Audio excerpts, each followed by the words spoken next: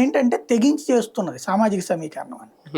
అతను చాలా కసరత్తు చేశాక అభ్యర్థులు నియమించింది ఆయా సామాజిక వర్గాల వాళ్ళు. ఆ కులపు వాళ్ళైతే ఆ సామాజిక వర్గం అంతా సమీకరణం అవుతుంది అన్నటువంటిది. తన ఓట్ బ్యాంక్ ఏదైతే ఫిక్స్డ్ ఉందో దీనికి తోడు ఆ కులాలు యాడ్ అవుతాయి అన్నటువంటిది. ఓ రకంగా ఏంటంటే తెలుగుదేశం ఓట్ బ్యాంక్ గండి పెట్టేటటువంటి స్కెచ్ తన వేసుకొచ్చింది. ఇప్పుడు ఆ గండిని అధిగమిస్తూ తాము గెలిచేటందుకు డబ్బు ప్లస్ సామాజిక సమీకరణం రెండింటి కలిపి చూసుకుని వచ్చేటువంటి ప్రయత్నం చేసింది తెలుగుదేశం పార్టీ. నానితో పోల్చుకుంటే చిన్ని అంత ఎఫర్ట్ పెట్టే అవకాశం ఉంటుందా ఈసారి?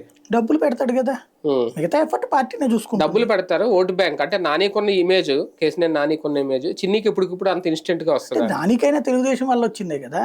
అంతకుముందు వచ్చింది ఏదేముంది, ప్రజారాజ్యం అట్లా చేశాడు. బలమైన స్థిరమైనది ఏం కాదు కదా, తెలుగుదేశం నుంచి వచ్చింది. ఇప్పుడు తర్వాత తన పని ద్వారా కొంత మంచి పేరు తెచ్చుకుని ఉండొచ్చు. అది తెలుగుదేశం పార్టీ ఓటర్ ఎవరో కూడా ఇటు టర్న్ కాడు కదా నానికి. చిన్నీకి తెలుగుదేశం ఓటర్ మాత్రమే, నానికి వైసీపీ ఓటర్కి తోడు తన తెలుగుదేశం ఓటర్లు కొంత టర్న్ చేసుకోవాలనుకుంటున్నాడు. ఇప్పుడు చిన్నీనే పెట్టడం వల్ల తెలుగుదేశం ఓటర్ టర్న్ కాకపోవచ్చు. గెలుపు గుర్రాలను ఎంచుకుంటున్నారా సీట్ల విషయంలో కానీ అభ్యర్థుల విషయంలో కానీ? బాబు గారు ఓడిపోయే వాళ్ళని పెడతారా? అంటే ఈ లిస్ట్ చూస్తే అంటే చాలా మంది ఉన్నారు అసంతృప్తులు ఇప్పటికీ రోడ్డు ఎక్కుతున్నారు. జగన్ పెట్టినా గెలుపు గుర్రాలన్నీ అనుకుంటాడు, బాబు చెప్పినా గెలుపు గుర్రాలు అనుకుంటాడు.